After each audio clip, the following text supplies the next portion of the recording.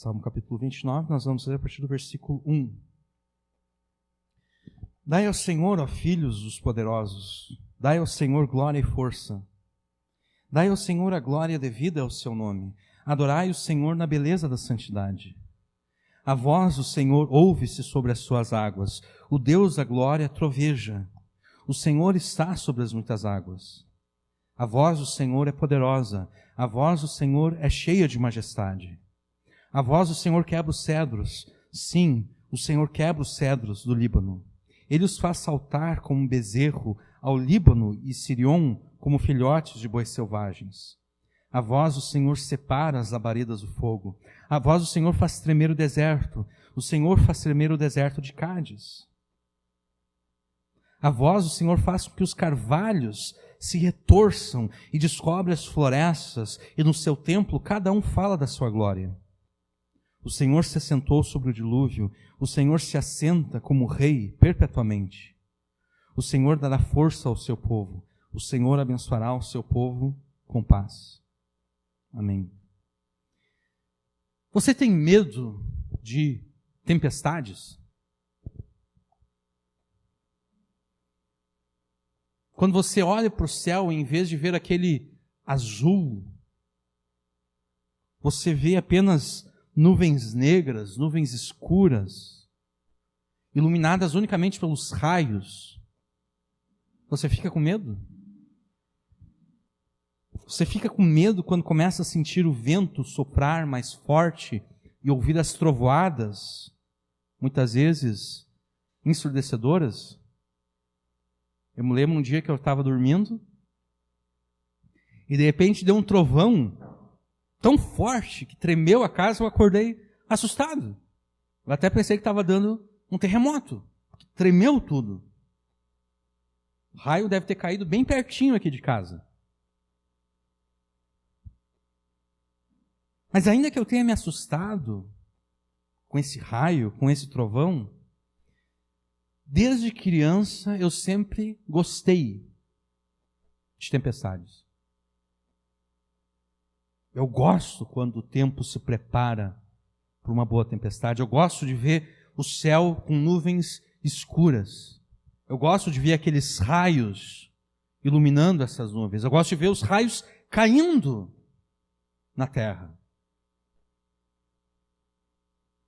Eu gosto quando o vento sopra forte. Eu gosto quando a chuva cai de forma violenta. Eu sempre gostei disso, desde criança e até hoje eu gosto. A única diferença é que agora, apesar da beleza que eu vejo nisso tudo, eu tenho consciência de quantos estragos essas coisas trazem, né? Quantas casas não são destelhadas com um vento forte? Ou ainda, quantos telhados não são perfurados quando chove granizo? Não é tão comum assim, mas as pessoas ainda morrem quando são atingidas por algum raio, né? E a gente pode pensar também nas enchentes, as pessoas que moram perto de arroio, de rio, quando chove, e realmente aquele arroio, aquele rio transborda e a água entra para dentro da casa da pessoa. Então, eu ainda gosto de ver uma boa tempestade. Mas como adulto, agora, apesar da beleza desse espetáculo da natureza, eu tenho compreensão dos estragos, eu tenho compreensão do prejuízo que esse espetáculo da natureza muitas vezes causa.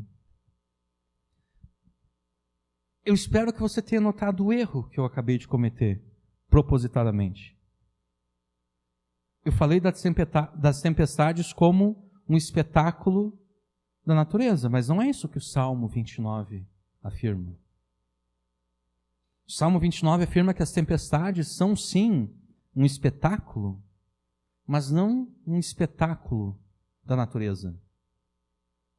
As tempestades são um espetáculo que demonstram o poder de Jesus. De forma mais precisa, as tempestades são um espetáculo que demonstram o quão poderosa e soberana é a voz de Jesus Cristo. Você já pensou nisso? Todas as tempestades que ocorrem no mundo, todos os vendavais, ciclones, furacões, tornados, enchentes, terremotos, todas essas coisas ocorrem unicamente porque, com a sua voz poderosa, Jesus ordenou que elas ocorressem.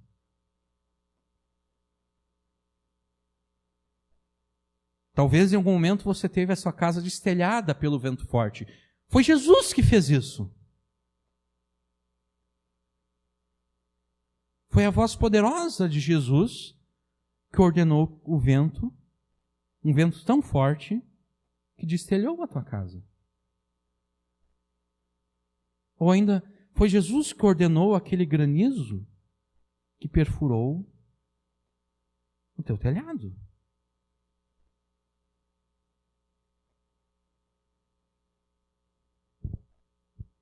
Isso quer dizer que Jesus ordenou os estragos que você teve na sua casa. Jesus ordenou os prejuízos que você teve. Porque foi a voz poderosa dele que ordenou essas coisas. É isso que o Salmo 29 ensina.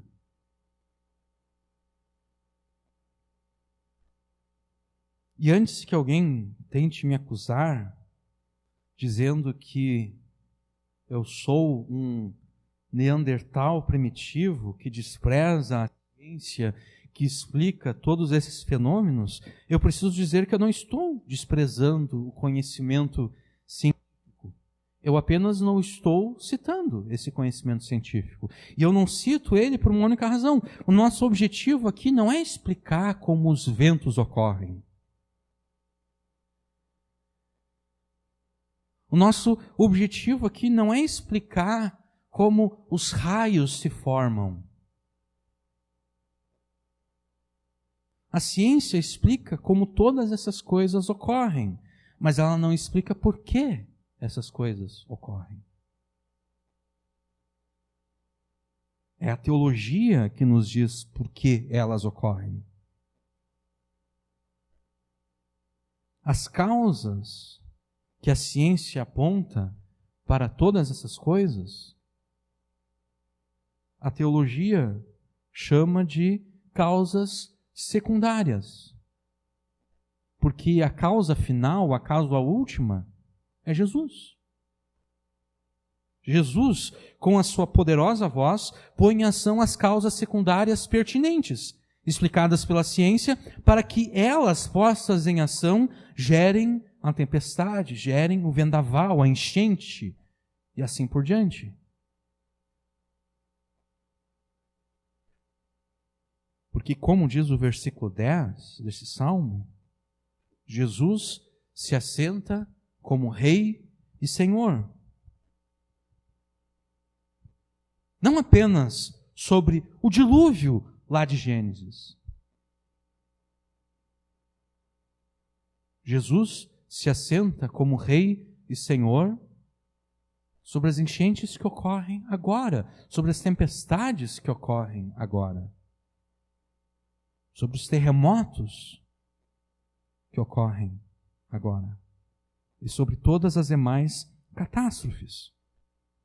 Jesus, a gente gosta de dizer que Jesus é o Rei dos Reis e Senhor dos Senhores. Nós dizemos que Jesus é Rei e Senhor. Ele é Rei e Senhor sobre todas as coisas, sobre todos os aspectos da criação, até mesmo sobre aqueles aspectos catastróficos, que trazem prejuízo, que trazem muitas vezes destruição e morte.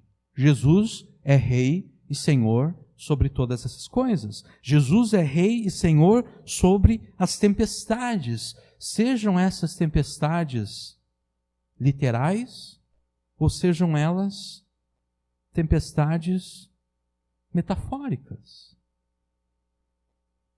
Jesus é Rei e Senhor sobre as tempestades da vida. Talvez você seja como eu, talvez você goste das tempestades que se mostram na chuva violenta, no vento forte, nos raios e nos trovões. Mas eu tenho certeza que, assim como eu, você não gosta nem um pouquinho das tempestades da vida. Você não gosta nem um pouquinho quando a tua vida é abalada pelos vendavais da desilusão. Você não gosta nem um pouquinho quando se sente afogado na enchente de lágrimas que se forma quando você sente a dor da angústia e da tribulação. Você não gosta nem um pouquinho das tempestades da vida.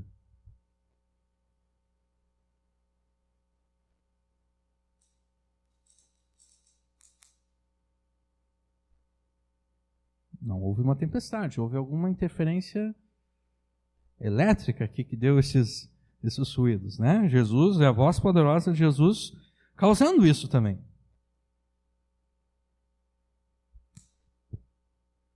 Embora você não goste das tempestades da vida, não é errado você não gostar das tempestades da vida. Na verdade, haveria algo muito errado se você gostasse das tempestades da vida. Deus nos criou para que nós não gostássemos nem um pouquinho das tempestades da vida. Então, quando você não gosta das tempestades da vida, você está concordando com Deus que diz que as tempestades da vida são algo ruim. São coisas ruins, coisas não desejáveis. Ocorre que permanece o seguinte: Jesus é aquele que, com a sua poderosa voz, ordenou e controla as tempestades da tua vida, das quais você não gosta, das quais você quer se ver livre.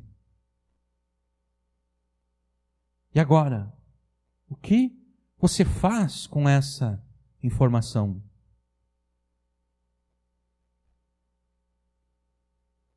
Você pensa, poxa vida, eu pensei que Jesus fosse o meu Salvador e agora eu estou descobrindo que Ele é aquele que ordenou as tempestades da minha vida. O que você faz com essa informação? Você se desespera, você rejeita Jesus, você abandona a fé? Não.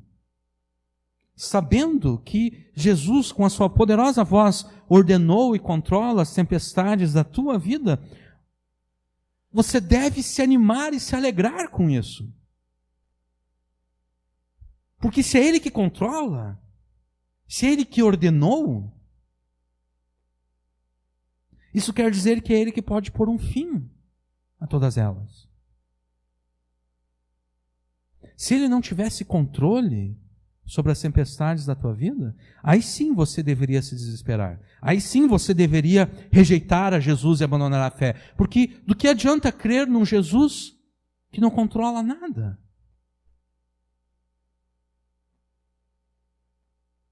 Do que adianta crer em um Jesus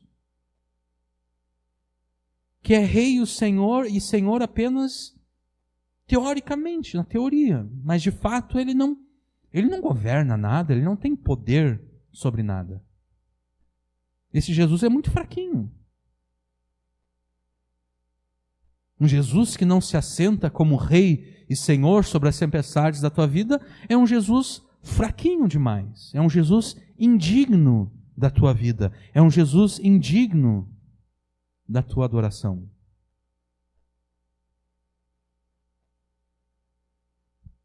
Então, sabendo que Jesus, com a sua poderosa voz, ordenou e controla as tempestades da tua vida, você deve se animar e você deve glorificar o seu nome, exatamente porque é Ele que porá um fim a essas tempestades. A mesma voz que ordenou será a voz que porá um fim a todas as tempestades. Esse é o único motivo pelo qual a oração faz qualquer sentido. Porque que sentido faz você orar a um Jesus que não tem controle sobre nada, que não ordenou nada?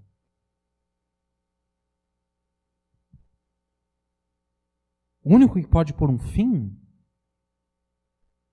a tudo aquilo de que você quer se ver livre é aquele que ordenou as coisas às quais você quer se ver livre. O único que pode pôr um fim nas tempestades é aquele que iniciou as tempestades.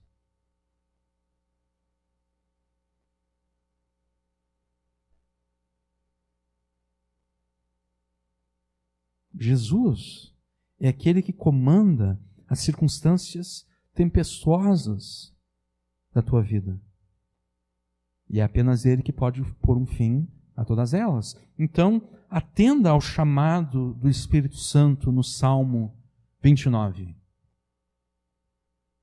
E qual é o chamado do Espírito Santo no Salmo 29? Que você glorifique o santo nome de Jesus, confiando que, em resposta às suas orações, Ele te abençoará com a sua poderosa voz. Glorifique o santo nome de Jesus, confiando que em resposta às suas orações, Ele porá um fim às tempestades que agora te perturbam. O Espírito Santo inspirou Davi a escrever o Salmo 29 exatamente para te dar a certeza. A mesma poderosa voz de Jesus que ordenou as tempestades da tua vida, soará mais uma vez, dando um fim a todas elas. Então, glorifique o santo nome de Jesus, confiando que em resposta às suas orações, Ele te abençoará com a sua poderosa voz. Nós veremos isso em 3 pontos. Nos versículos 1 e 2, você verá que você deve glorificar o santo nome de Jesus. Nos versículos 3 e 9, que você deve confiar na poderosa voz de Jesus. E nos versículos 10 a 11, que você deve buscar as bênçãos conquistadas por Jesus. E talvez você esteja se perguntando por que nós estamos nos referindo a Jesus enquanto nós falamos desse salmo. Por que nós não falamos de uma forma geral de Deus? Ou por que nós não falamos de Deus o Pai? Ou por que nós não falamos do Espírito Santo? Por que nós nos referimos a Jesus de forma específica? O que me motiva a fazer isso vai ficar mais claro ao longo do sermão. Por enquanto, basta sabermos o seguinte: o nome divino, Yahvé, que nós vemos aqui como Senhor, em versaletes, todas as letras maiúsculas, né? Dai ao Senhor, aquele Senhor ali, com as letras todas em maiúsculas, no original hebraico é Yahvé, é o nome divino, é o nome de Deus. Esse nome, ele é atribuído tanto ao Pai, quanto a Jesus, quanto ao Espírito Santo, nas citações que os autores do Novo Testamento fazem das Escrituras do Antigo Testamento. Por exemplo, em Isaías 6, quando Isaías diz: eu vi o Senhor assentado sobre o trono. Eu vi Yahvé assentado sobre o trono. Esse versículo, ele é citado no Novo Testamento, tanto com relação a Deus o Pai, tanto com relação a Jesus, no Evangelho de João. No Evangelho de João,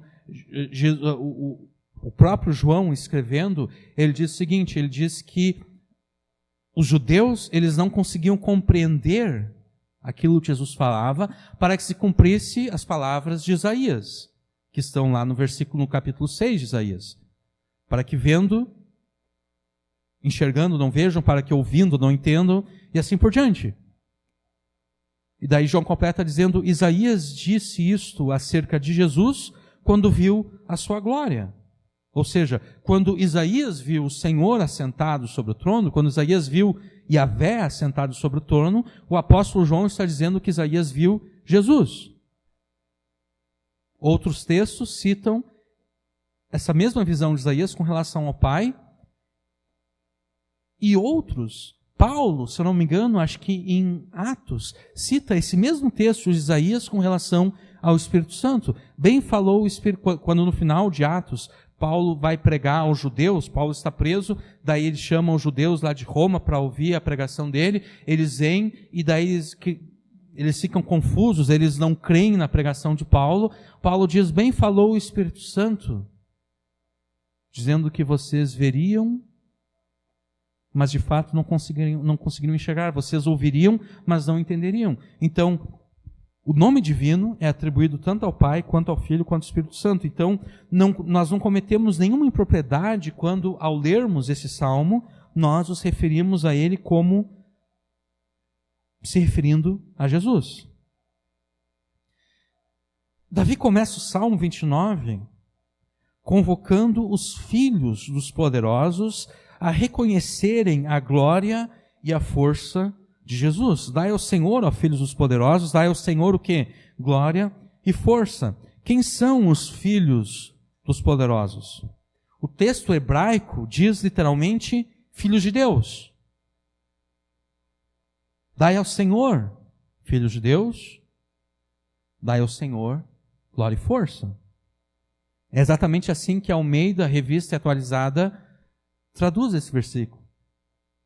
Traduz da seguinte forma: tributai ao Senhor, ó filhos de Deus, tributai ao Senhor glória e força. Mas quem são esses filhos de Deus?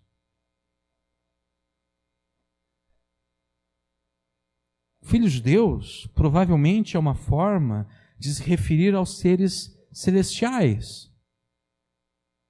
E é exatamente assim que a NVI traduz esse versículo. Dai ao Senhor, ó seres celestiais, dai ao Senhor glória e força. E quem são os seres celestiais? São os seres angelicais. É exatamente assim que a Almeida, século 21, traduz esse versículo. Dai ao Senhor, ó seres angelicais, dai ao Senhor glória e força. Davi convida, ou melhor, convoca os anjos para que eles reconheçam a glória e a força de Jesus. E se os anjos, que são maiores e mais poderosos do que nós, se os anjos devem reconhecer a glória e a força de Jesus, quanto mais nós, então, que recebemos da graça de Jesus, que recebemos da misericórdia de Jesus, vida eterna, salvação eterna. Quanto mais nós, então, devemos reconhecer a glória e a força de Jesus. Mas o que são a glória e a força de Jesus para que nós as reconheçamos?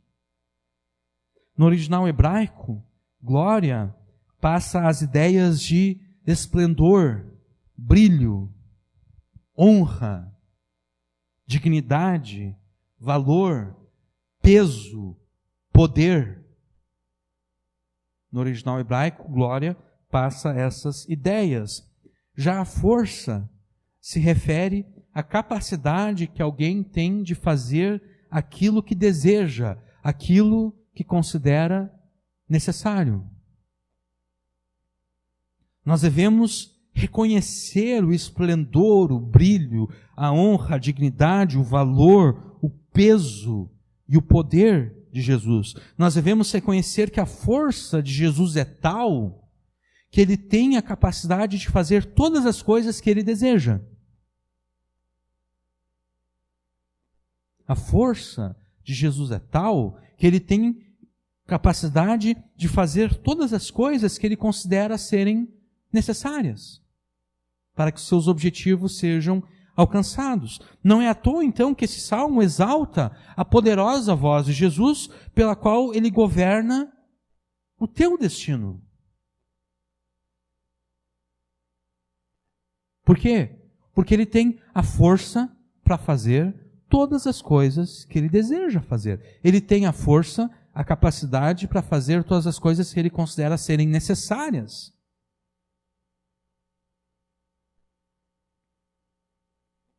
Reconheça, então, a glória e a força de Jesus, pelas quais ele dirige e controla o teu destino, fazendo tudo aquilo que Ele deseja, fazendo tudo aquilo que Ele considera necessário para alcançar os objetivos dEle. O versículo 2 completa essa ideia. Dai ao Senhor a glória devida ao seu nome. Adorai o Senhor na beleza da santidade. Versículo 2 nos diz então que, tendo reconhecido a glória e a força de Jesus, nós devemos viver à luz da sua glória. Nós devemos viver à luz da sua força. Nós devemos viver vidas dignas da sua glória. Nós devemos viver vidas dignas da sua força. Nós devemos viver de um modo a demonstrar que cremos que, sendo Jesus glorioso e poderoso, as nossas vidas testificam ao mundo acerca da sua glória e do seu poder.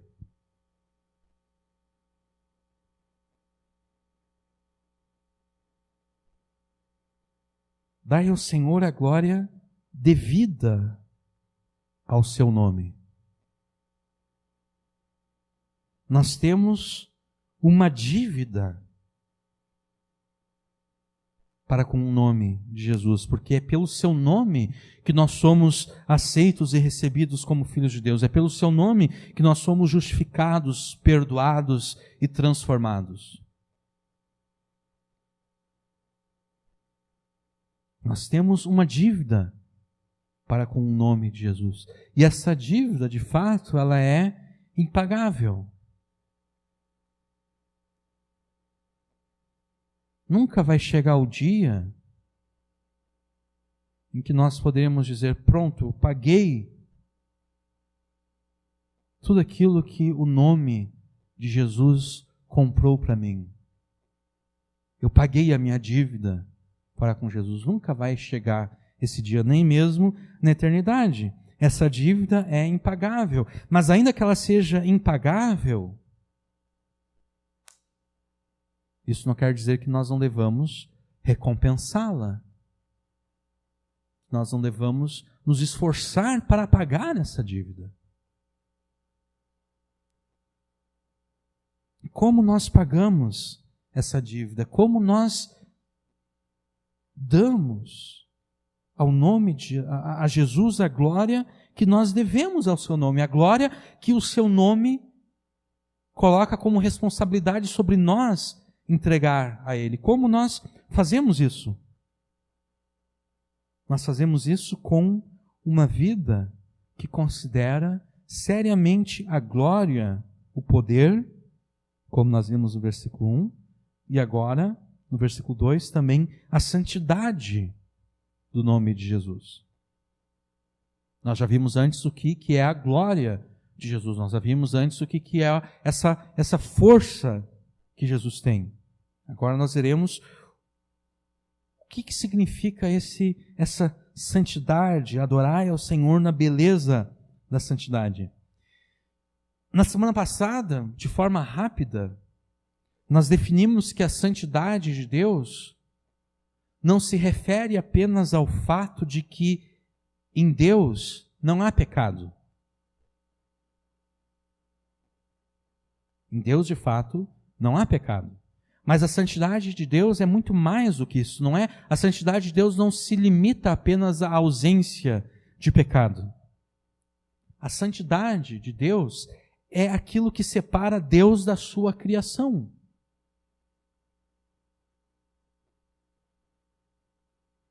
A santidade de Deus é aquilo que coloca Deus acima da criação. E o exemplo que nós demos para mostrar como a santidade de Deus o coloca sobre a criação, nós afirmamos que aquele moto, aquele ditado, Deus, pátria e família, é um ditado idólatra.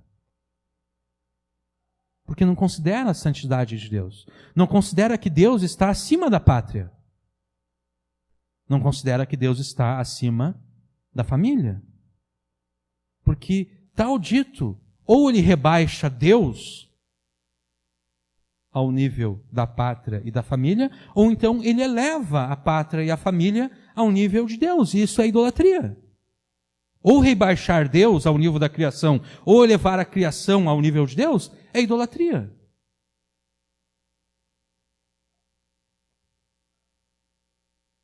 Porque se para você Deus está no mesmo nível da pátria e da família, isso quer dizer que a tua lealdade está igualmente dividida entre Deus, pátria e família. 1/3 da tua lealdade pertence a Deus, o segundo terço pertence à pátria e o último terço pertence à família. Agora, me parece que Jesus disse o seguinte: todo aquele que amar mais o seu pai ou a sua mãe, todo aquele que amar mais o seu pai ou a sua mãe do que a mim, não é digno de mim. Me parece que Jesus está dizendo que ele não pode estar no mesmo nível da família. Todo aquele que amar a sua mulher, ou no caso das mulheres, toda aquela que amar o seu marido mais do que a mim, não é digno de mim. Todo aquele que amar mais os seus filhos do que a mim, não é digno de mim.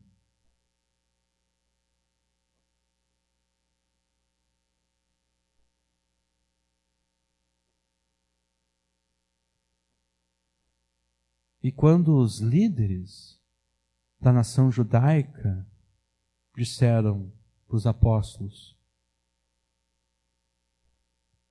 vocês não devem mais pregar no nome de Jesus? O que foi que Pedro respondeu? Pedro disse: eu reconheço que vocês são os líderes da nação. Eu reconheço que vocês são o governo judaico. Claro que o governo judaico estava submetido ao governo estrangeiro de Roma, mas de qualquer forma, os sumos sacerdotes ali, o sumo sacerdote, os sacerdotes, os fariseus, os escribas, os saduceus, eles eram a liderança espiritual da nação de Israel. Pedro disse: nada disso de Deus, pátria e família. Mais importa obedecer a Deus do que as autoridades humanas.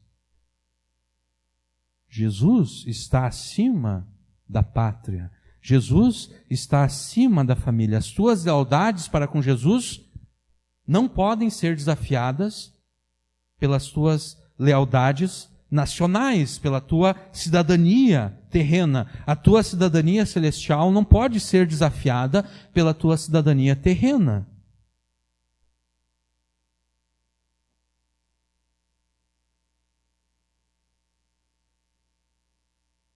A lealdade que você tem para com a sua família não pode estar no mesmo nível da lealdade que você deve ter por Jesus.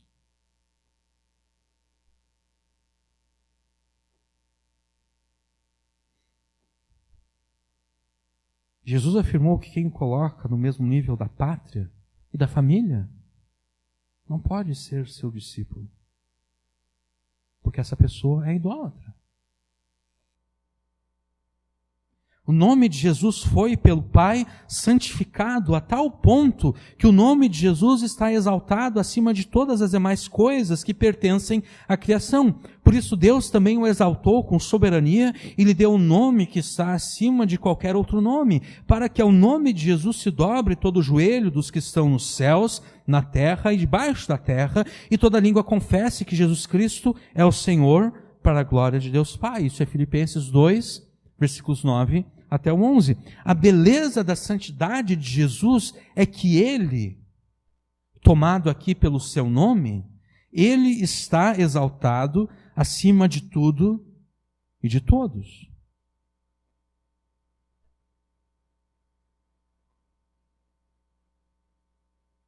Essa é a beleza da santidade de Jesus.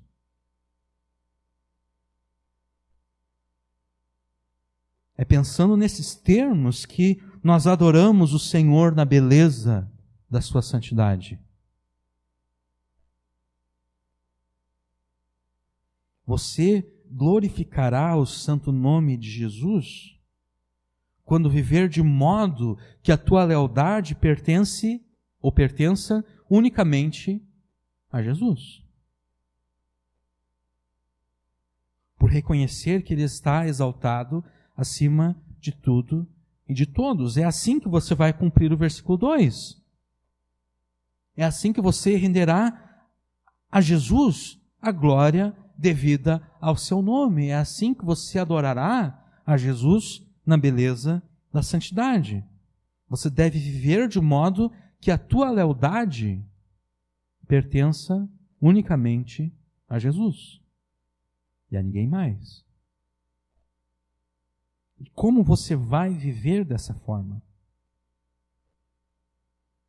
Como você vai viver de modo que a tua lealdade pertença unicamente a Jesus e a ninguém mais? Como você vai viver de modo a reconhecer que Jesus está exaltado acima de tudo e de todos? Como você vai viver de modo a demonstrar que Jesus está exaltado acima de tudo e de todos?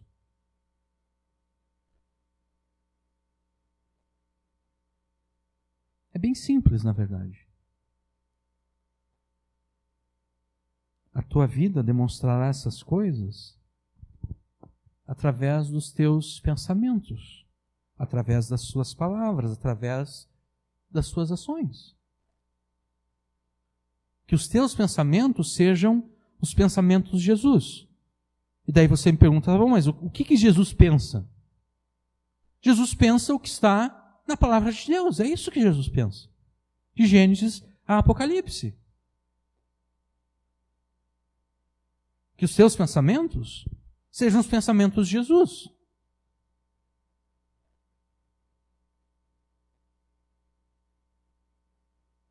Que os teus pensamentos sejam controlados pela palavra de Deus. Que as suas palavras sejam as palavras de Jesus. E daí você me pergunta, bom, mas o que Jesus está dizendo? Jesus está dizendo aquilo que está de Gênesis a Apocalipse. É isso que Jesus está dizendo. Que as suas palavras sejam regidas pela palavra de Deus. Que as suas ações sejam as ações de Jesus. E você me pergunta, tá bom, mas o que Jesus está fazendo? Jesus está fazendo aquilo que está entre Gênesis e Apocalipse. É isso que Ele está fazendo. E é isso que Ele quer que você faça. Que as tuas ações sejam governadas pela palavra de Deus. Quanto mais os teus pensamentos, palavras e ações forem governados pela palavra de Deus, mais precisamente você estará refletindo com a própria vida a glória de Jesus. Mais você estará refletindo com a própria vida a beleza da santidade de Jesus. Glorifique o santo nome de Jesus, garantindo que os teus pensamentos, palavras e ações sejam governados pela palavra de Deus. Agora, de uma forma mais específica, você glorificará o santo nome de Jesus confiando na sua voz poderosa. Confiando na voz poderosa dele, pela qual ele faz todas as coisas que deseja e considera necessário para atingir os objetivos dele. Nos versículos 3 a 9, nós temos uma pequena descrição da poderosa voz de Jesus. E essa descrição aqui ela é feita em termos dos fenômenos ditos naturais, como tempestades, vendavais, enchentes e terremotos. E nós dizemos eventos ditos naturais, nós dizemos fenômenos ditos naturais, porque embora nós reconheçamos que eles não sejam fenômenos mágicos, sem explicação, como pensavam os povos antigos, embora nós saibamos disso, embora nós reconheçamos que esses fenômenos possuem explicação científica a ponto de até nós sermos capazes de prever com certo grau de certeza a ocorrência deles. Por exemplo, de tempos em tempos, eu recebo uma mensagem de texto da Defesa Civil aqui do Rio Grande do Sul dizendo, olha, possibilidade de chuva forte, vento forte, raios e trovoadas nas próximas 12 horas.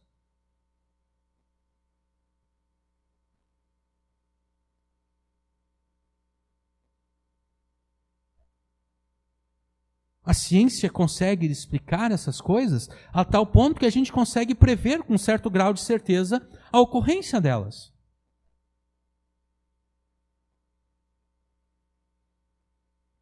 Então, embora nós reconheçamos isso, ao mesmo tempo, nós reconhecemos que esses eventos, mesmo sendo explicados pela ciência em termos de como eles chegam a ocorrer, é a teologia que explica o porquê eles ocorrem.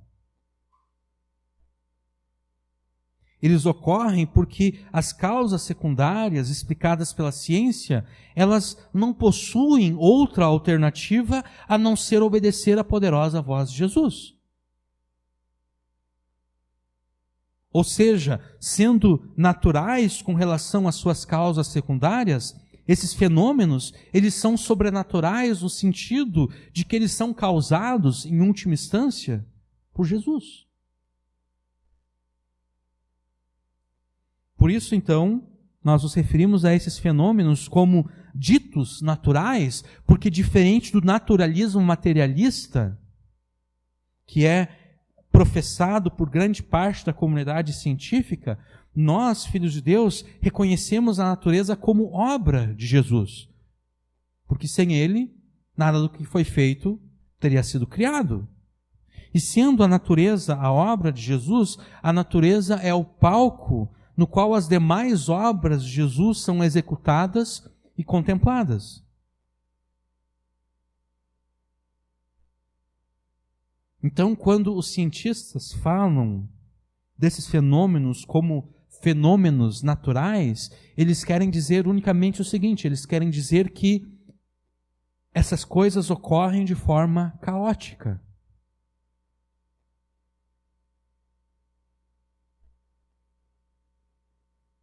Como a teoria,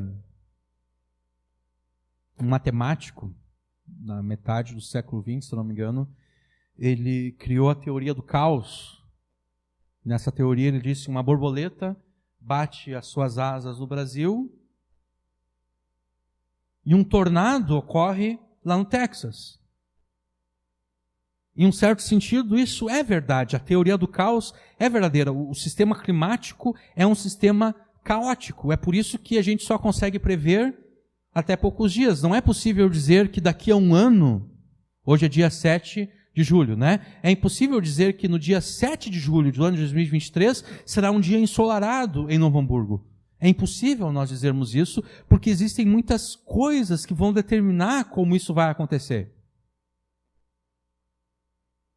Agora, quando eles esposam essa teoria do caos, eles esposam a natureza como um sistema fechado, do qual não existe nenhuma interferência externa.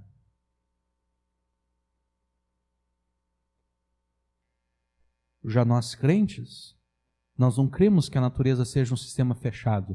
Nós cremos que a natureza é um sistema aberto, no qual Deus interfere. E aqui a gente tem que pensar na santidade de Deus, né? A santidade de Deus o coloca acima da natureza, o coloca fora da natureza. Deus é transcendente, Deus está além da natureza, mas Ele também é imanente. Ele age na natureza. Porque foi Ele que criou. Exatamente. Existiu uma heresia, se eu não me engano, ela surgiu no século XVIII, século XIX, na Inglaterra, que é o chamado deísmo. Ele surgiu por causa dos avanços científicos da época, em que, a partir de Darwin, então, a gente não precisa mais de Deus para explicar a natureza, né? Porque tudo foi evoluindo, e essas teorias, tudo. Certas pessoas, elas então pensavam, não, eu não posso, eu gosto da ética cristã. Eu não quero abandonar a ética cristã. Então, eu creio que Deus não intervém na natureza. Deus criou a natureza como um relógio, e na época era essa a imagem, um relógio que tudo acorda, né? Deus deu corda na criação, e Deus deixou a criação funcionando, e daí Deus vai fazer qualquer outra coisa. Ou seja, Deus não se envolve com a criação, Deus não se importa com a criação. Isso é um ensino completamente herético. Deus tanto se envolve com a criação que Jesus entrou na criação como homem.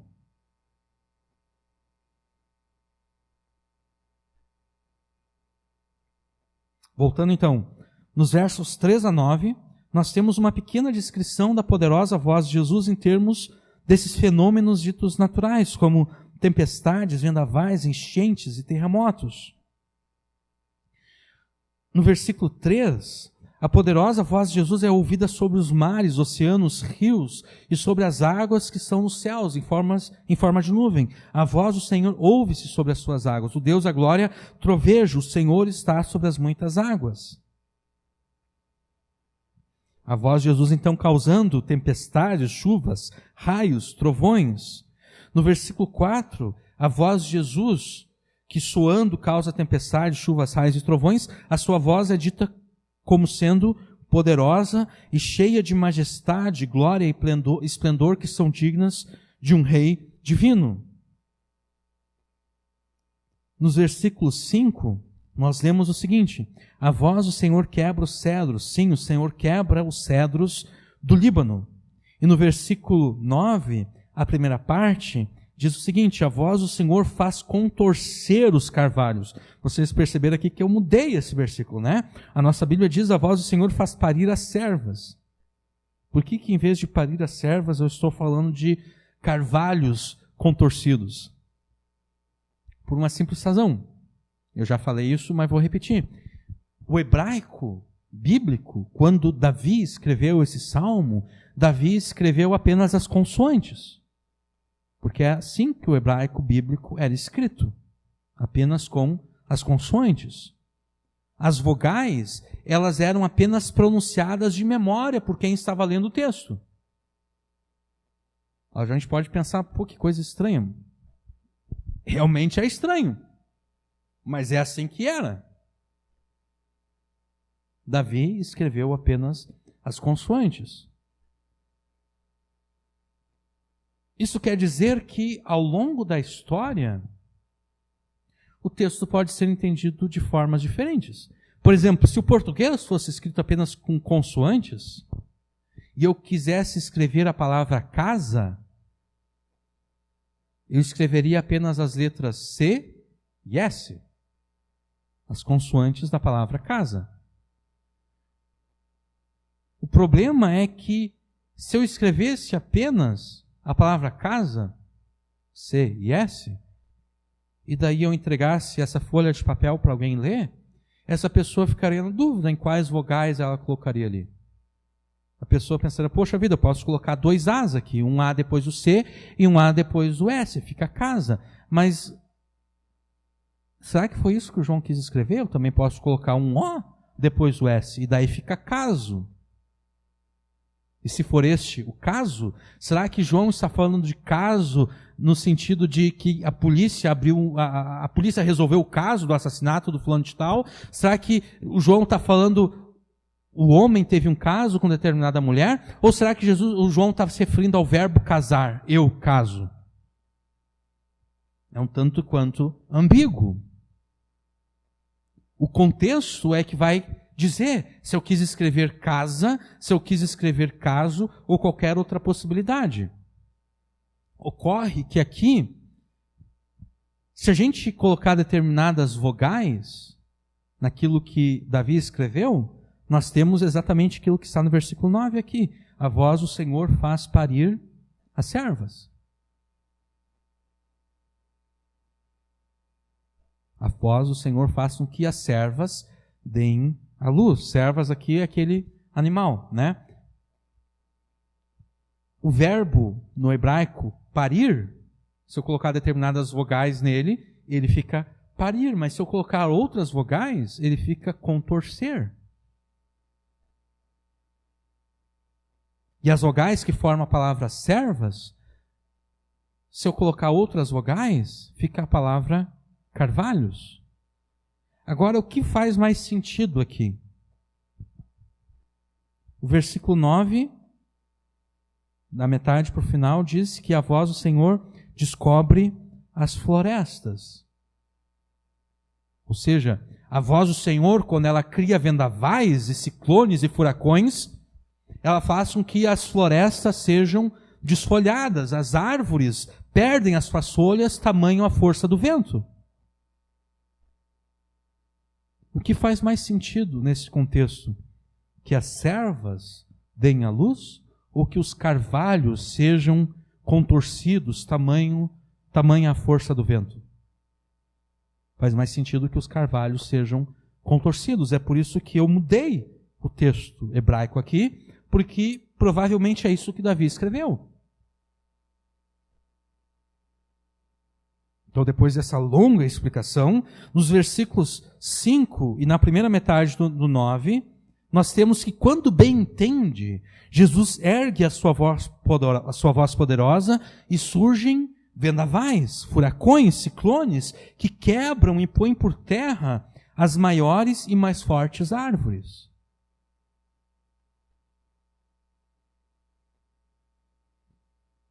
Versículo 6, nós temos o seguinte: Ele os faz saltar como um bezerro ao Líbano e Sirion. Líbano e Sirion são dois montes, tá? Como filhotes de bois selvagens. Também versículo 8. A voz do Senhor faz tremer o deserto. O Senhor faz tremer o deserto de Cádiz. Quando bem lhe agrada, Jesus ergue a sua voz poderosa e ocorrem terremotos que fazem tremer as maiores montanhas e os desertos mais desolados. Versículo 7. A voz do Senhor separa as labaredas de fogo. Com a sua voz poderosa, Jesus cria uma tempestade de raios tão grande que põe uma floresta em chamas.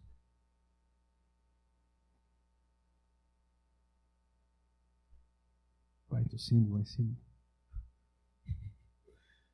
Na parte final do versículo 9, nós lemos o seguinte: E no seu templo, cada um fala da sua glória. A poderosa voz de Jesus é tal que aqueles que o adoram não podem falar de outra coisa a não ser da sua glória. Agora, por que Davi escreveu esse salmo da forma como ele escreveu esse salmo? Por que Davi escreveu essas coisas? Por que Davi escolheu esses fenômenos que causam destruição e prejuízos para falar da poderosa voz de Jesus? Por que ele fez isso?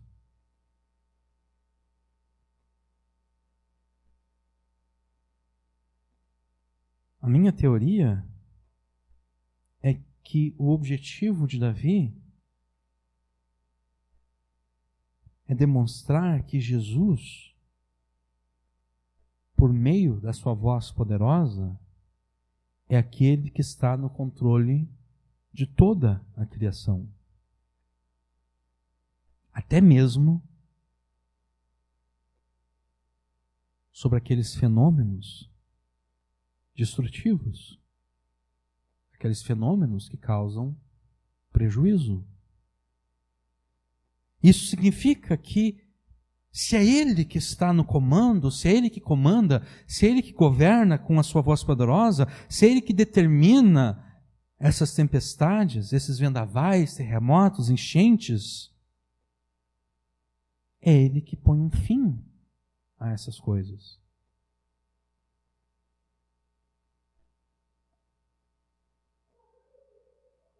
Falando de forma metafórica agora,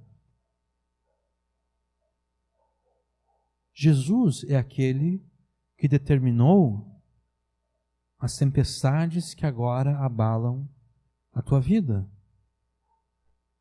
Isso significa que é Ele que pode pôr um fim a essas tempestades. E isso deve ser motivo de ânimo e alegria para você.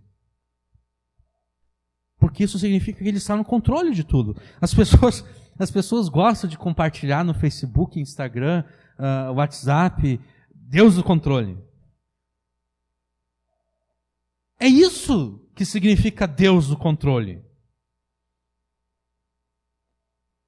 É Jesus causando as tempestades da tua vida. É isso Deus no controle. Se não é Ele causando, então Deus não está no controle. Vocês conseguem perceber isso? Se não é Ele causando, não é Ele que está no controle.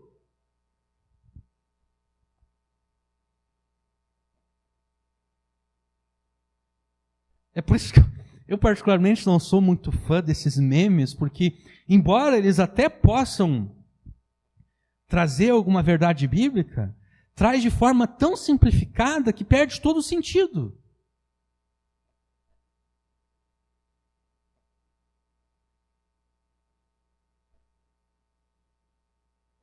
Né? Tá lá o irmão passando dificuldade, sendo abalado pelas tempestades da vida, e alguém manda lá, Deus no controle. Mas nem a pessoa que mandou o meme, nem a pessoa que recebeu, de fato crê que é Jesus que ordenou aquela tempestade, aquela circunstância ruim. Então que história é essa de Deus no controle? Para que isso? E eu não estou dizendo aqui que você está proibido de fazer isso. Se você gosta de ficar espalhando memes para as pessoas, continue fazendo. Eu particularmente não acho muito útil isso, porque reduz a verdade bíblica a um clichê tão falso quanto uma nota de R$3. Né? A gente não vê nenhum... Você está lá no caixa do supermercado, vai pagar a compra em dinheiro, e você paga lá com notas de 100, notas de 50, até numa nota de 200. Você paga lá e você vai levar o caixa lá, ele examinando para ver se aquela nota é verdadeira ou não. Agora, nenhum caixa vai ficar confuso se tu der uma nota para ele de R$3. Apenas um caixa que não tenha nenhum conhecimento de que o Banco Central não emite notas de R$3. Você vai entregar uma nota de R$3 pro cara, o cara vai rir da tua cara. O cara vai logo chamar o segurança, daí o segurança vai chamar a polícia. Olha, esse cara aqui está passando nota falsa, ele é tão burro que ele está passando uma nota que o Banco Central nem faz. Na minha opinião, é isso que esses memes fazem com a verdade bíblica.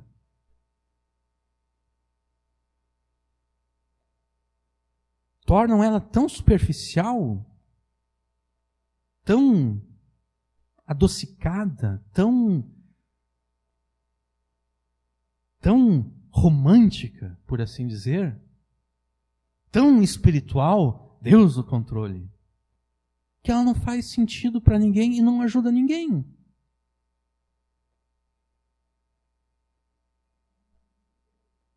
Sim, se a pessoa tem uma compreensão, a fé dela vai ser fortalecida. Oh, Deus no controle. Jesus ordenou isso, ele vai pôr um fim a isso. O problema é que Deus no controle não passa isso, né? Pelo menos a maioria das pessoas que eu vejo compartilhando, e elas não creem realmente que foi Jesus que ordenou aquilo.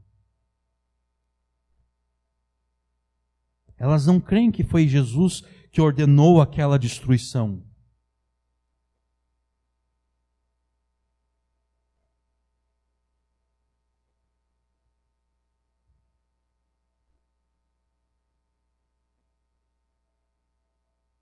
Então você deve se animar e se alegrar que Jesus está no controle.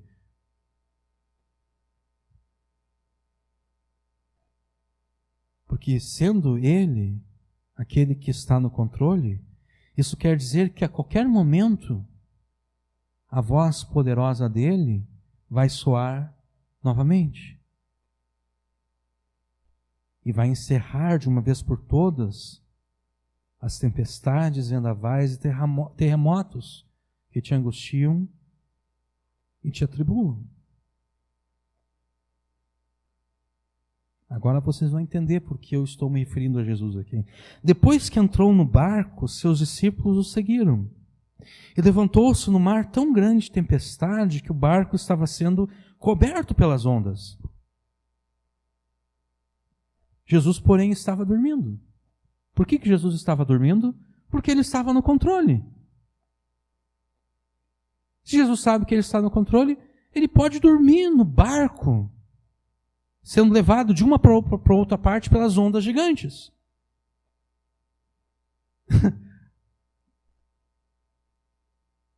É isso que aquele meme deveria transmitir. Dorme em paz. Não precisa ficar nervoso. Porque Jesus está no controle. Jesus, sabendo que ele estava no controle, consegue dormir como um bebê no meio da tempestade. Os discípulos se aproximaram e o despertaram, dizendo: salva-nos, Senhor, nós vamos morrer. Eles não sabiam que Jesus estava no controle. Ele lhes respondeu: por que temeis, homens de pequena fé? Então Jesus se levantou e repreendeu os ventos e o mar, e houve grande calmaria. E aqueles homens se admiraram, dizendo: quem é este que até os ventos e o mar lhe obedecem?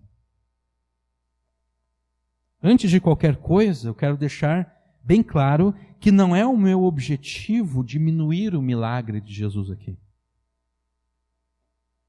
Porque é muito fácil citar esse milagre de Jesus e aplicar ele aos seus problemas. É muito fácil fazer aquilo que eu vou fazer daqui a pouco. Jesus acalmou a tempestade.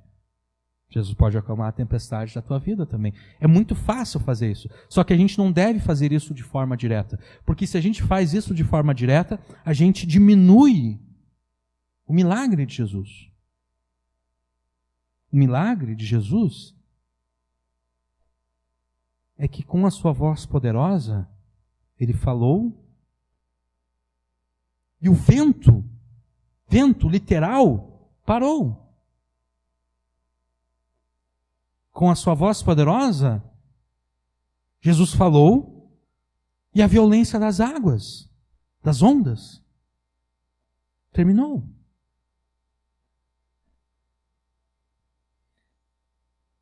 Em Mateus, eu estou lendo aqui para vocês Mateus capítulo 8, versículos 23 a 27, Mateus ele tem um objetivo muito claro ao contar esse milagre de Jesus. A gente não vai entrar em detalhes aqui qual é esse objetivo, porque nós não estamos pregando em Mateus. Então o meu objetivo aqui não é diminuir o milagre de Jesus, nem diminuir o significado teológico redentivo pelo qual Mateus narra esse milagre. A tempestade que ameaçava afundar o barco onde Jesus e seus discípulos estavam era uma tempestade literal, real, verdadeira. Da mesma forma que a tempestade do Salmo 29 aqui é uma tempestade real, literal e verdadeira.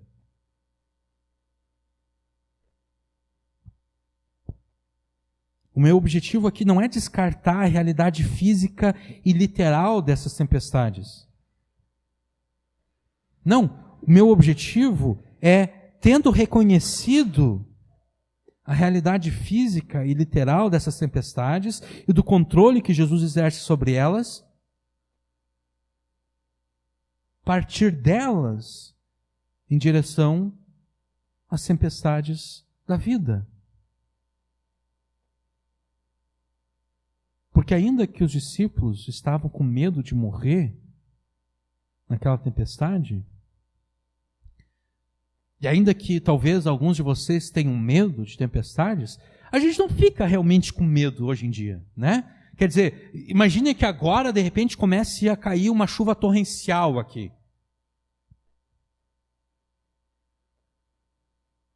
Talvez você fique com medo. Mas você não vai ficar com medo a ponto de pensar: nossa, eu vou morrer hoje de noite.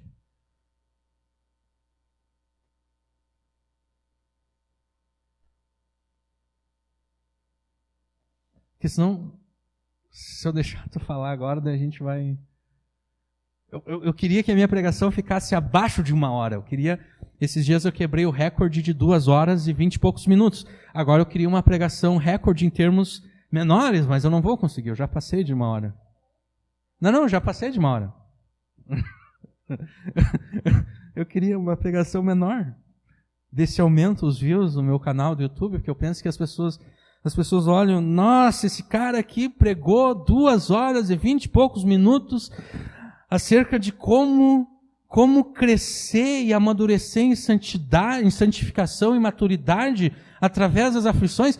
Eu não vou ouvir 2 horas e 20 e poucos minutos acerca disso. Eu vou ouvir qualquer herege por aí que pregue por 20 minutos. Né? Não sei. Eu estou julgando as pessoas aqui. Tá. Eu não estou descartando a realidade física e literal dessas tempestades.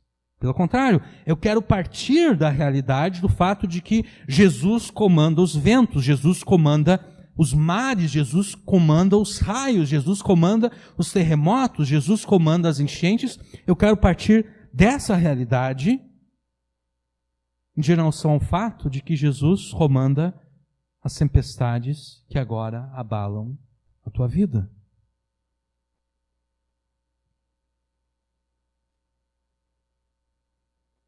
A voz poderosa de Jesus também se aplica às tempestades metafóricas.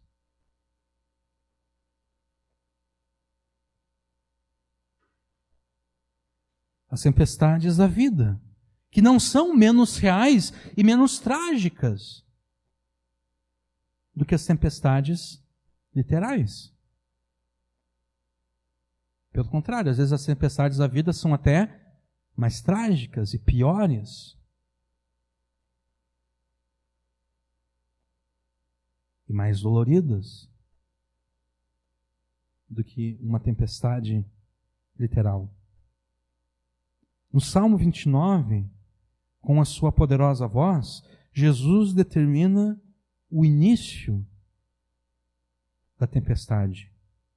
E nos evangelhos, com a sua mesma poderosa voz, ele decreta o fim da tempestade.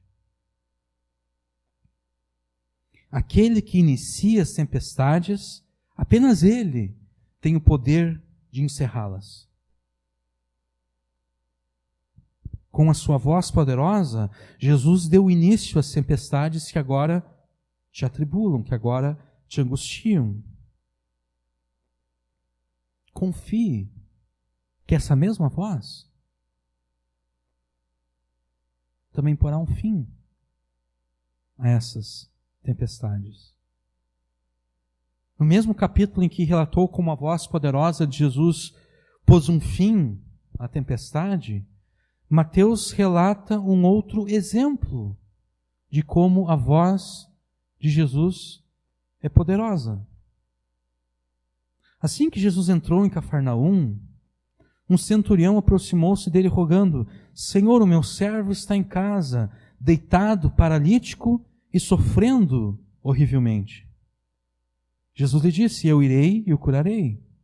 O centurião, porém, lhe respondeu: Senhor, não sou digno de que entres debaixo do meu teto, mas somente dize uma palavra, e o meu servo será curado. Pois eu também sou homem sujeito à autoridade, e tenho soldados às minhas ordens, e digo a este: vai, e ele vai, a outro: vem, e ele vem, e ao meu servo: faz isso, e ele faz.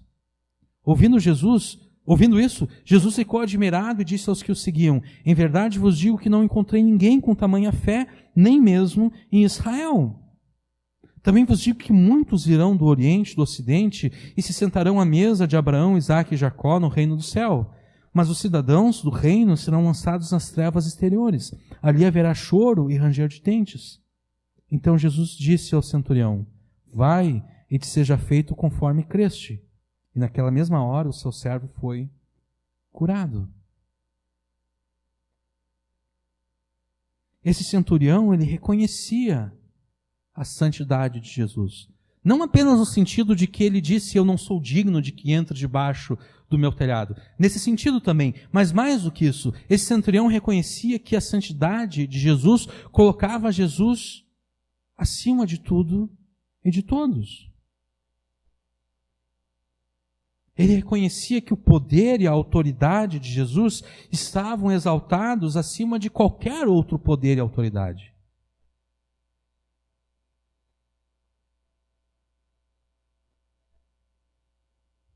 É por isso mesmo que ele sabia que Jesus não precisava estar presente fisicamente para realizar uma cura, um milagre, ou para acalmar uma tempestade da vida. Marta e Maria pensavam que Jesus precisava estar presente fisicamente. Elas mandaram mensageiros dizendo: Jesus, Lázaro, aquele a quem tu amas, está doente. E elas mandaram essa mensagem como quem diz: o Senhor tem que vir aqui, senão ele vai morrer. E Jesus, de forma proposital, Jesus resolve não ir. E daí quando Jesus finalmente vai, e Lázaro já tinha morrido, tanto Marta quanto Maria dizem: Senhor, se o Senhor estivesse aqui, ele não teria morrido. Marta e Maria criam em Jesus. Mas a fé desse centurião é maior do que a fé delas. Porque ele sabia que Jesus não precisava estar presente fisicamente.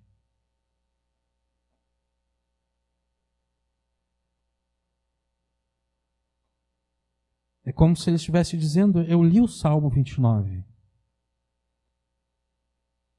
Eu sei quão poderosa é a voz do Senhor. Eu sei que se o Senhor disser apenas uma palavra, meu servo vai ficar curado.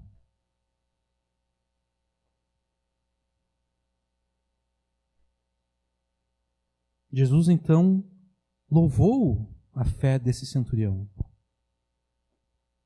dizendo que esse tipo de fé ele não encontrou nem mesmo em Israel. E Jesus, demonstrando misericórdia, graça e poder, ele não permitiu que a fé e a esperança daquele centurião fossem frustradas.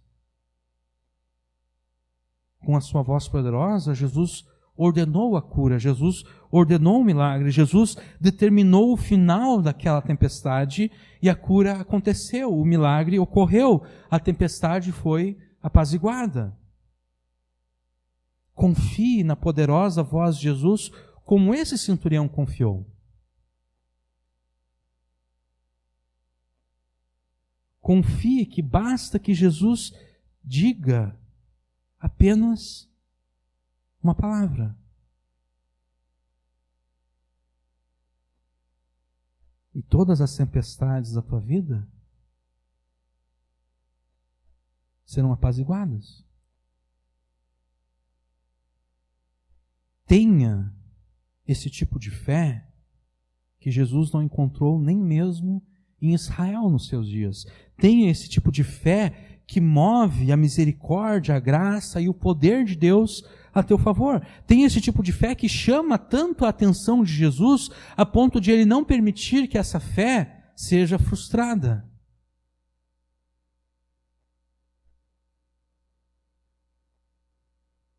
Jesus, e agora não consigo dizer essa frase sem pensar naquele meme, né?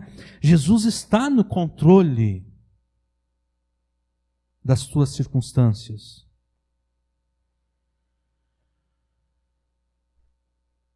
Isso significa que Jesus ordenou as tuas circunstâncias.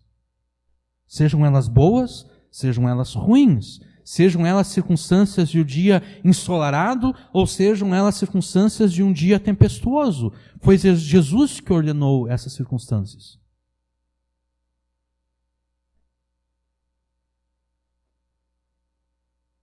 Então confie na sua voz poderosa. Confie na voz poderosa de Jesus. E a qualquer momento, você a ouvirá pondo um fim às tempestades da tua vida.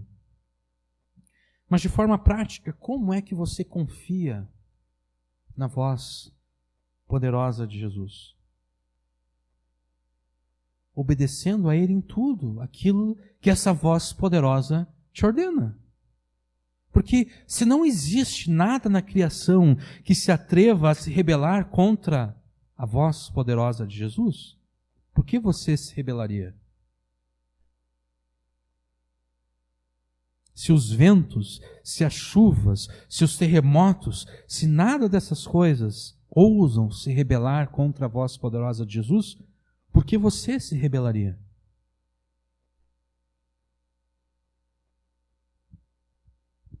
Demonstre que você confia na voz poderosa de Jesus, obedecendo ela.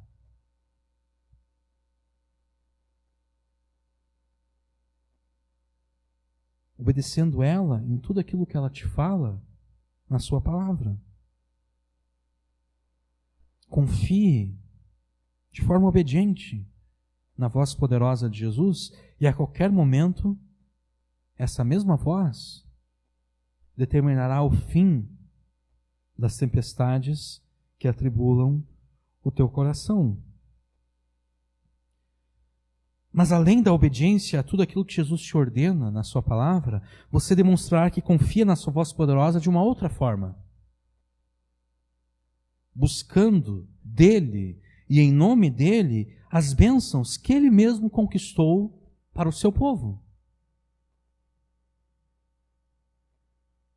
E nós vamos falar da necessidade de buscarmos Jesus a bênção que ele conquistou para nós, as bênçãos que ele conquistou para nós, porque é exatamente disso que trata os versículos 10 e 11. O Senhor se assentou sobre o dilúvio, o Senhor se assenta como rei perpetuamente. O Senhor dará força ao seu povo, o Senhor abençoará o seu povo com paz. Sendo que Jesus se assenta como rei e Senhor sobre as tempestades, sejam elas literais, sejam elas metafóricas, é a ele que nós devemos buscar quando nós queremos nos ver livres dessas tempestades. Porque as tempestades da vida nada mais são do que a percepção de que nos faltam as bênçãos que Jesus conquistou para nós. Isso são as tempestades da vida.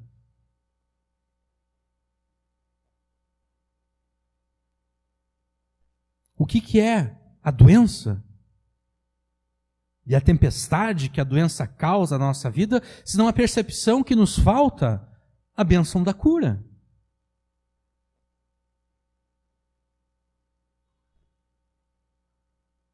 E o mesmo pode ser dito acerca de todas as demais coisas. As tempestades da vida nada mais são do que a percepção de que nos faltam as bênçãos que Jesus conquistou para nós. Mas quais são essas bênçãos?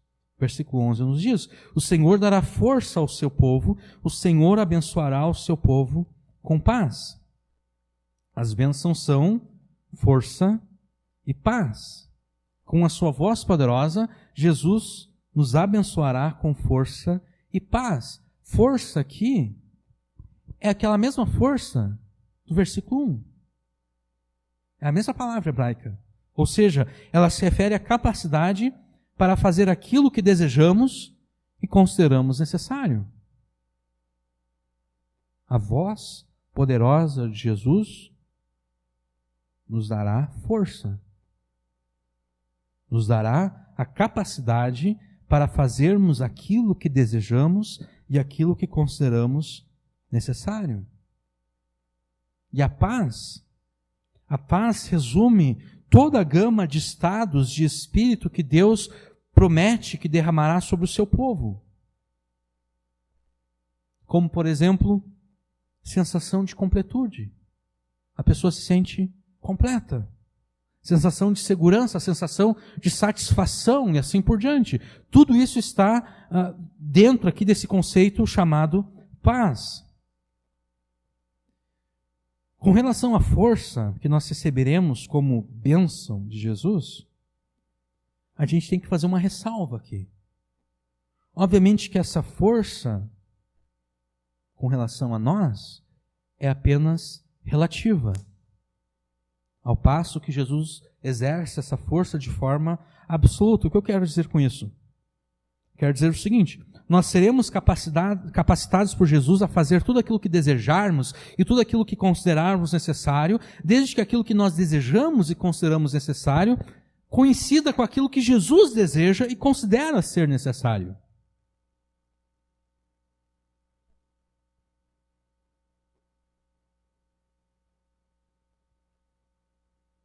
Ou seja, não é a capacidade para fazer qualquer coisa que eu queira fazer. Não, é qualquer coisa que eu queira fazer que seja de acordo com aquilo que Jesus queira fazer. É a capacidade para realizar qualquer coisa que eu considere necessário, sendo isso também considerado por Jesus como algo necessário. E como eu sei aquilo que Jesus quer fazer? Como eu sei aquilo que Jesus considera necessário? Simples, a palavra de Deus.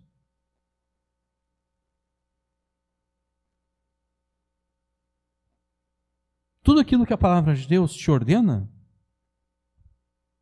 tudo é isso que você deve querer fazer. É isso que você deve achar necessário ser feito. Tudo aquilo que a palavra de Deus te promete como bênção, é isso que você deve querer fazer. É isso que você deve considerar como sendo necessário. Se desejarmos algo que Jesus condena na sua palavra, se considerarmos necessário aquilo que Jesus considera desprezível, não teremos dele a força para cumprirmos os nossos propósitos maus.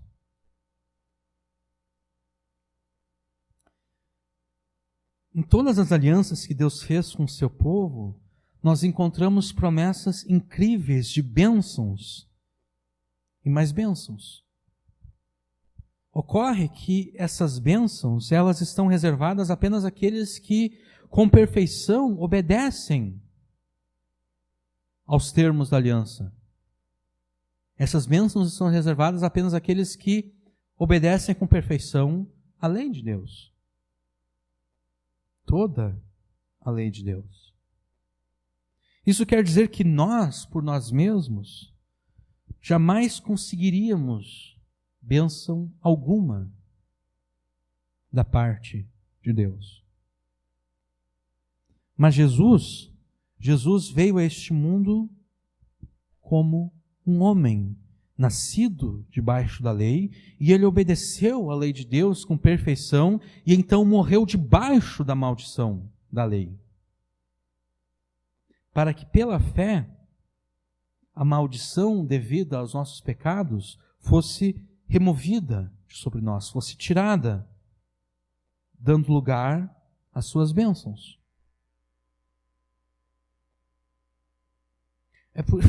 É por isso que não faz sentido qualquer tipo de oração por quebra de maldição alguma. Normalmente as igrejas gostam de orar por quebrar as maldições hereditárias. Não faz sentido isso. Porque se aquela pessoa sobre a qual está sendo orado, se ela é filho de Deus, as maldições já foram quebradas. As maldições que haviam sobre ela foram quebradas por Jesus na cruz e foram tiradas de sobre ela no momento em que ela creu em Jesus.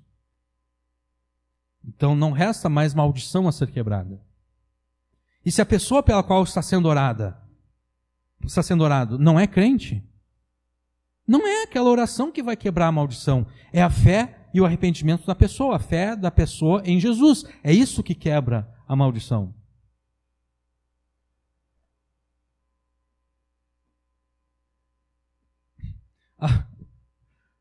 Eu acho certas situações irônicas, talvez quase há uma década agora já.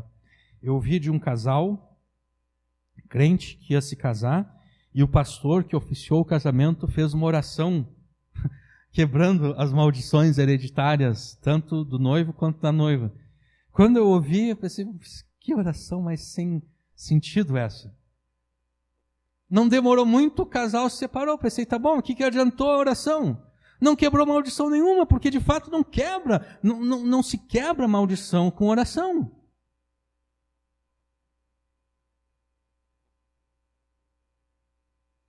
Jesus quebrou de forma objetiva toda a maldição na cruz, quando ele morreu debaixo da maldição da lei.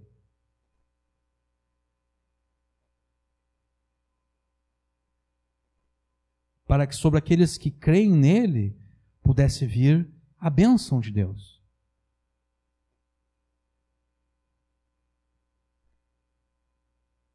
É por isso que Paulo escreve aos Coríntios que, para aqueles que estão em Cristo Jesus, todas as promessas que existem da parte de Deus são sim. Por quê? Porque Jesus quebrou a maldição da lei. E a propósito, é isso que Paulo quer dizer quando lá em Romanos 6, ele diz, porque não estamos debaixo da lei e sim da graça. Ele não está dizendo que nós não devemos obediência à lei do Antigo Testamento. Não, o que ele está dizendo é que nós não estamos debaixo da maldição da lei. Porque no mesmo contexto, ele diz que nós não devemos apresentar os nossos membros como instrumentos do pecado.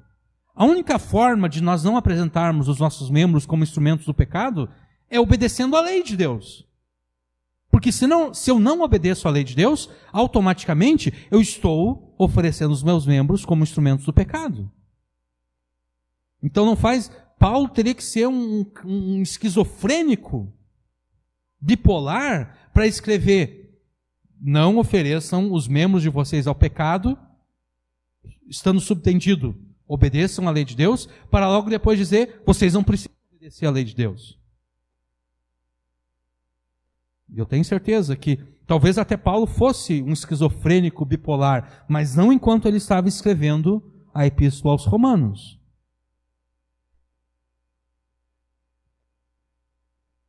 A gente tem que aprender a ler a palavra de Deus no contexto.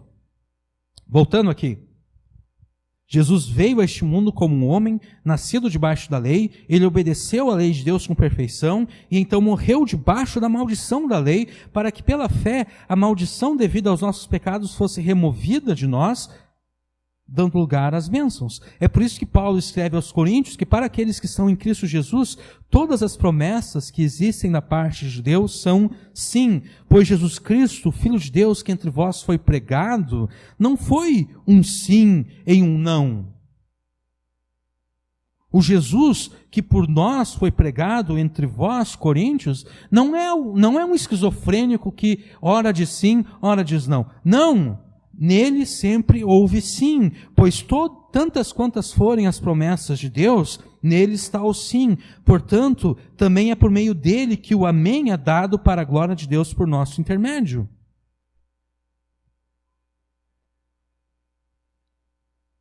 Você percebe na sua vida uma ou mais necessidades? Você percebe na sua vida uma ou várias necessidades que Jesus considera como necessidades justas, como necessidades corretas, como coisas justas das quais você pode sentir falta?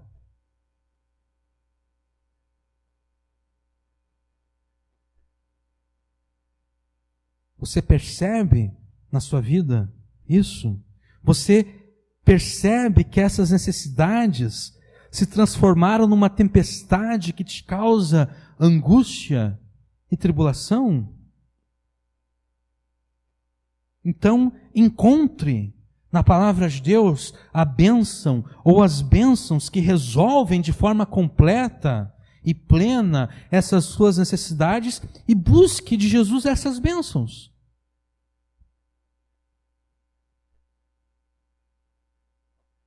Busque de Jesus e por meio dele essas bênçãos, sabendo pela fé que a voz poderosa de Jesus já te respondeu com um sim. É isso que Paulo afirmou aos Coríntios. Tantas quantas forem as promessas de Deus, nele, em Jesus, está o sim.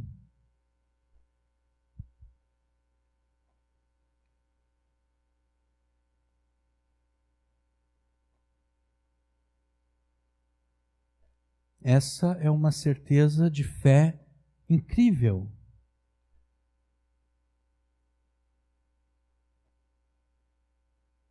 Buscar de Jesus e por meio dele as bênçãos que sentimos necessidade, sabendo que a sua voz poderosa já nos disse sim.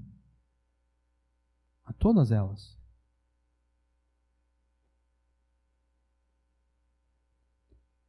Se agora mesmo você pedir a Jesus as bênçãos que apaziguariam as tempestades da tua vida, agora mesmo com voz poderosa, Jesus te diria, sim.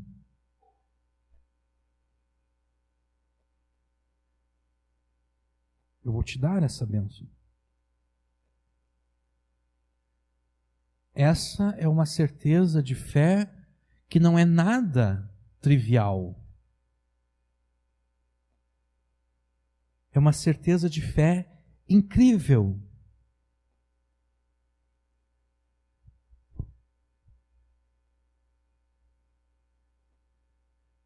E sendo incrível e nada trivial, é necessário que você lute por ela.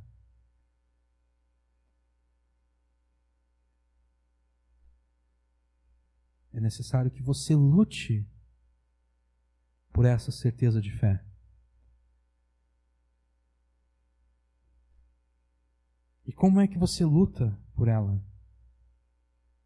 Através da palavra de Deus e através da oração. Nunca há muito mistério na vida cristã.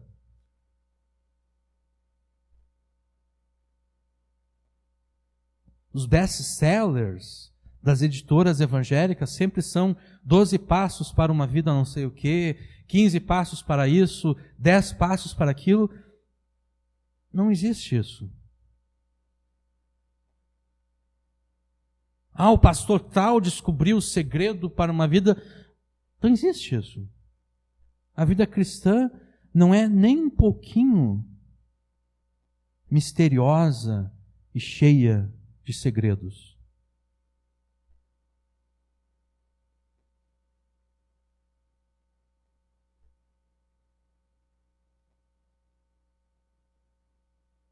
Para que você tenha essa certeza de fé, você precisa conhecer a Jesus através da sua palavra e através da oração.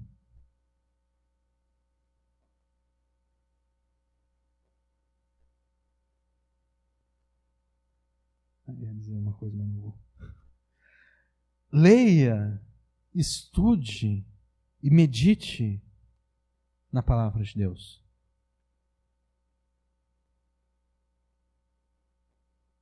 Não pode ser mais simples do que isso.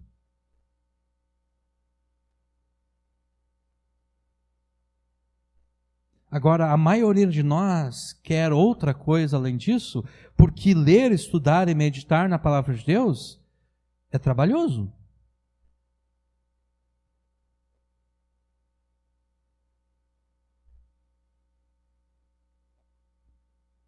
E nós somos uma geração que não gosta de trabalhar. Nós queremos que os influenciadores nos digam como nós vamos viver e como nós vamos alcançar a felicidade, né? Nada poderia ser mais patético do que isso.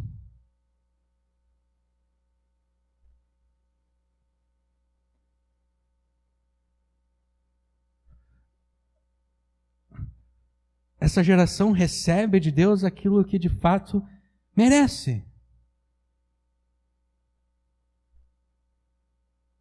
É uma geração que não quer trabalhar, é uma geração que quer receber tudo mastigadinho pelo seu influencer preferido.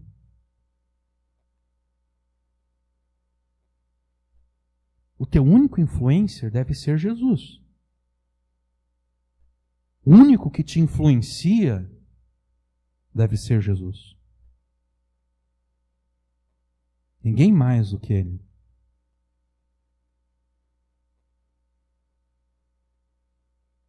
Você deve querer ser influenciado por Jesus. E a única forma de você ser influenciado por Jesus, a única forma de você ser levado a obedecê-lo, para que você tenha essa certeza de fé, de que se você pedir a Jesus uma bênção, a sua voz poderosa te dirá sim. A única forma é lendo, estudando e meditando na palavra de Deus. É a única forma.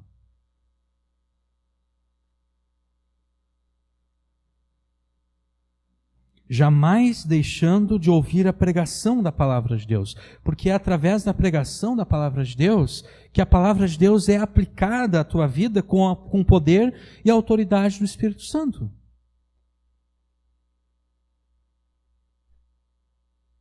E então, tendo lido, tendo estudado, tendo meditado na palavra de Deus, tendo ouvido a pregação da palavra de Deus, passe a obedecer a palavra de Deus.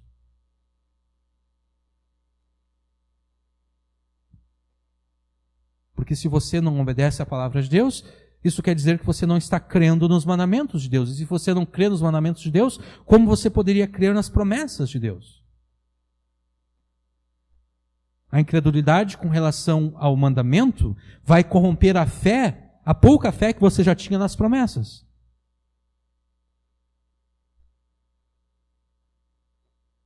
E daí não é à toa que você falha na fé.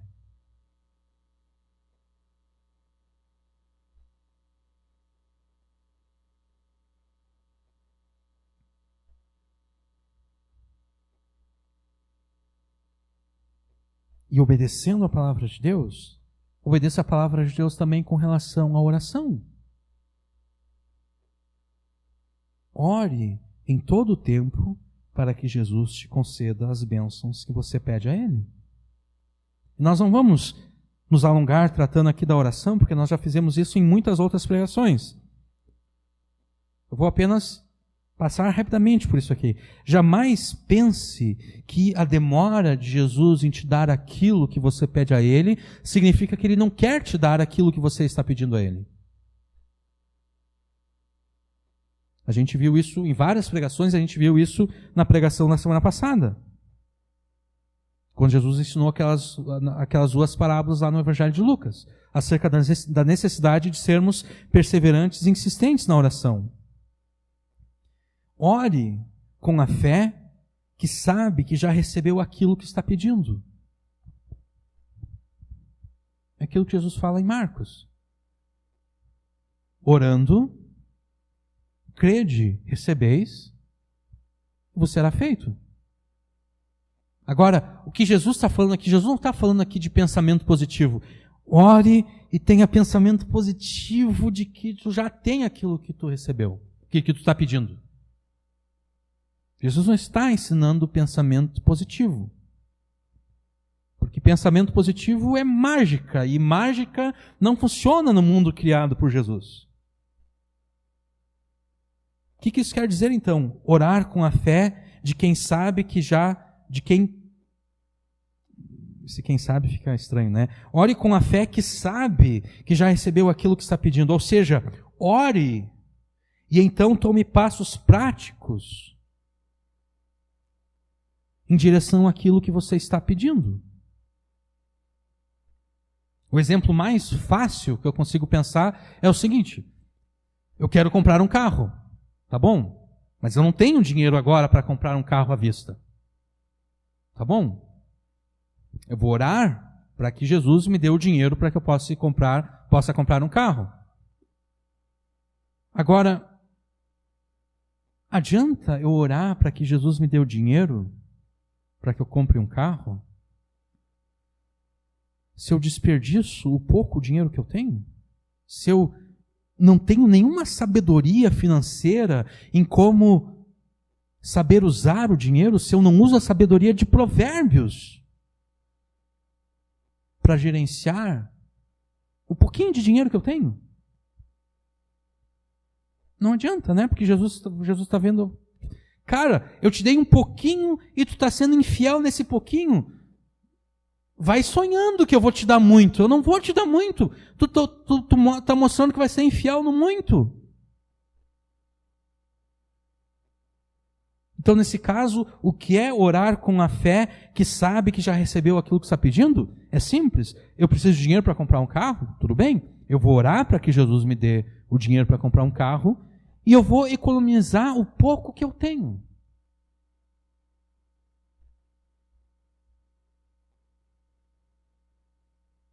Se é R$10 por mês que eu consigo economizar, é esses R$10 por mês que eu vou economizar.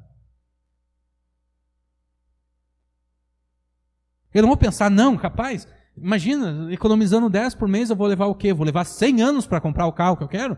Nem adianta economizar esses R$10. Esse tipo de atitude não pertence, não é o tipo de a pessoa que ora com a fé que sabe que já recebeu aquilo que está pedindo.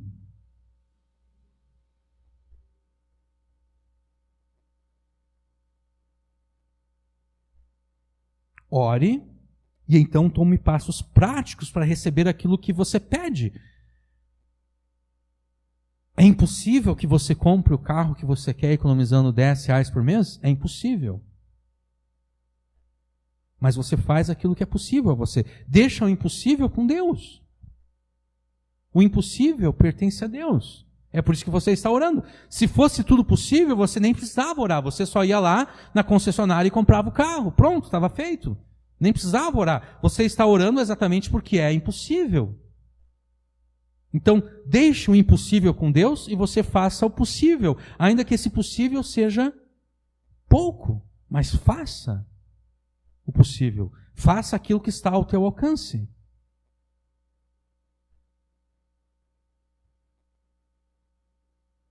Demonstre que você tem a certeza de que Jesus fará por você aquilo que você pede, fazendo aquilo que você tem a capacidade de fazer. Argumente nas tuas orações, não para que você consiga convencer a Deus de que o teu plano é melhor do que o dele. Não, argumente nas suas orações para que você tenha certeza de que está orando em conformidade com a sua palavra.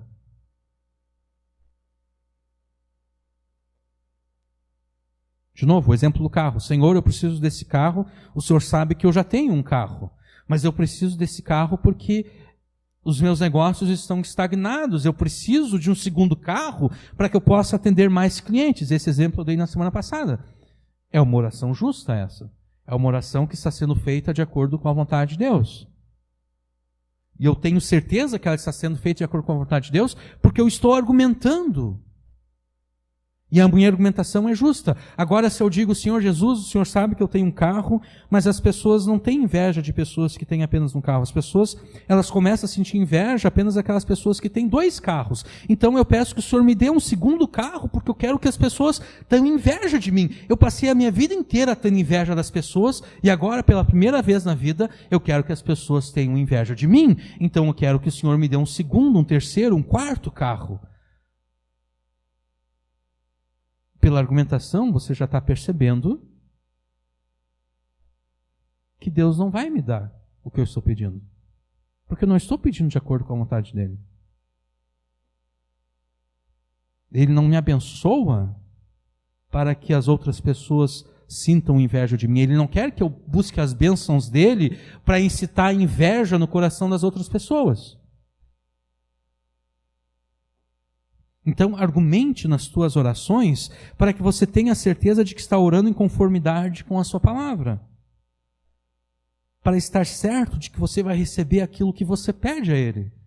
E esta é a confiança que temos nele, escreveu o apóstolo João. Se pedirmos alguma coisa segundo a sua vontade, segundo aquilo que a palavra dele nos ordena como mandamento ou nos promete como bênção, se pedirmos alguma coisa segundo a sua vontade, Ele nos ouve. Se sabermos que nos ouve em tudo o que o pedimos, sabemos que já alcançamos o que lhe temos pedido. Sabemos que, quando nós pedimos aquilo, a voz poderosa de Jesus já disse para nós, sim.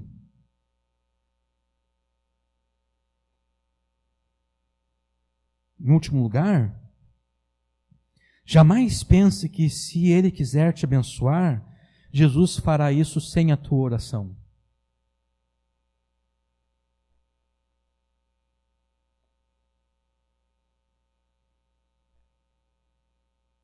Eu tenho um certo problema com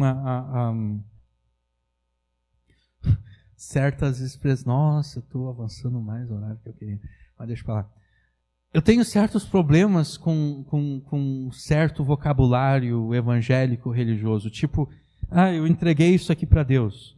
Normalmente, quando as pessoas falam, eu entreguei isso aqui para Deus, elas estão dizendo, eu não vou mais me importar em orar. Eu entreguei a Deus, que Deus faça a vontade dele.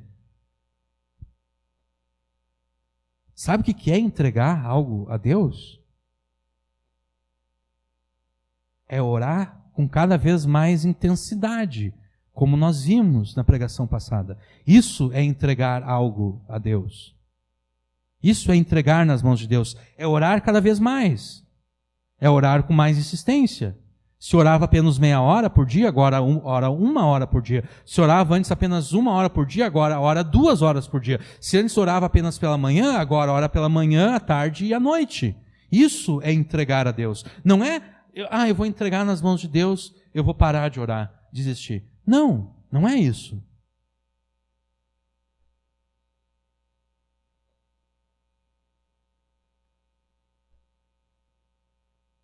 Jamais pense que se Ele quiser te abençoar, Jesus fará isso sem a tua oração. Por quê? Porque nada tendes, porque não pedis, disse Tiago.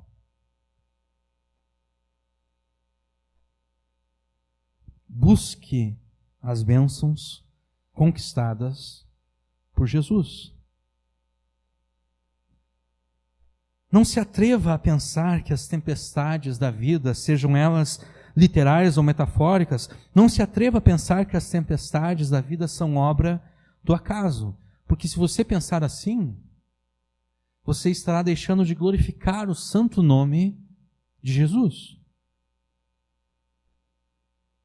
Porque é Ele, Jesus, que com a sua voz poderosa ordena, governa e reina sobre as tempestades da vida.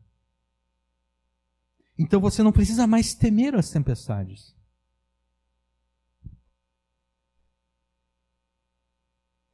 Quando o céu se enegrecer com nuvens, e os trovões começarem a soar, e o vento forte começar a soprar, e o granizo começar a cair, você não precisa mais ter medo. Isso tanto do ponto de vista literal, quanto do ponto de vista metafórico. Porque agora você sabe que é o teu Senhor e Salvador